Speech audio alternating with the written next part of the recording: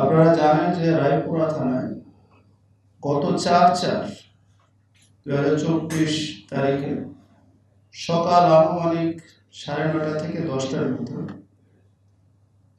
নগদ যে একটা এজেন্ট আছে, সেই এজেন্টের দুইজন তাদের কর্মী 60 লাখ টাকা নিয়ে তার এক স্থান থেকে আরেক স্থানে যাচ্ছে।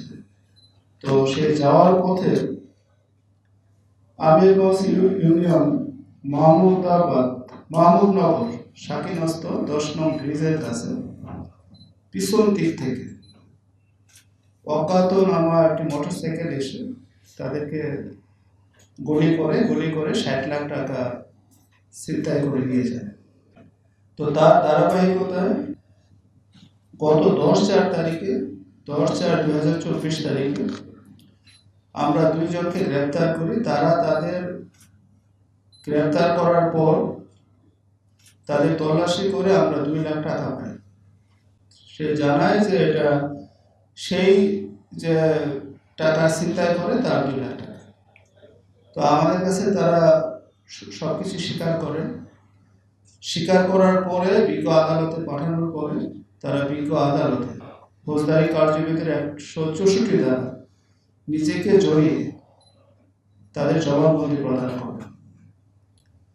তো পরবর্তীতে তাদের স্বীকারোক্তি এবং আমাদের বিভিন্ন তথ্য প্রমাণের উপাত্তের উপর ভিত্তি করে আমরা আরেকজনকে গতকালকে গ্রেপ্তার করি। বিকাশে কম খরচে ক্যাশ আউটের লিমিট বেড়ে 50,000, প্রিয় এজেন্টও 2টা।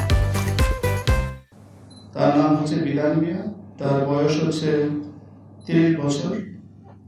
সে জানায় যে সেই যে লুট হওয়া 60 লাখ টাকার মধ্যে তার ভাগে সে 14 লাখ টাকা পেয়েছে।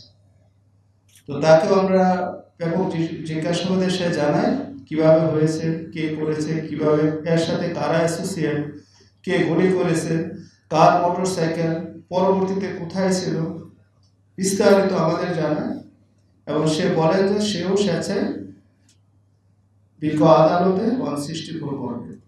তাকে আমরা আজকে সকালে কোর্টে প্রেরণ করেছি। কোর্ট আমরা শুনতে পেরেছি সেও বিজ্ঞ আদালতে স্বীকারোক্তি দিচ্ছে। তো আমরা আশাবাদী আমরা বাকিদের অল্প সময়ের মধ্যে ইনশাল্লাহ আইনের আওতায় নিয়ে আসবো। সেই লক্ষ্যে আপনাদের আমরা ব্যাপক সহযোগিতা চাচ্ছি।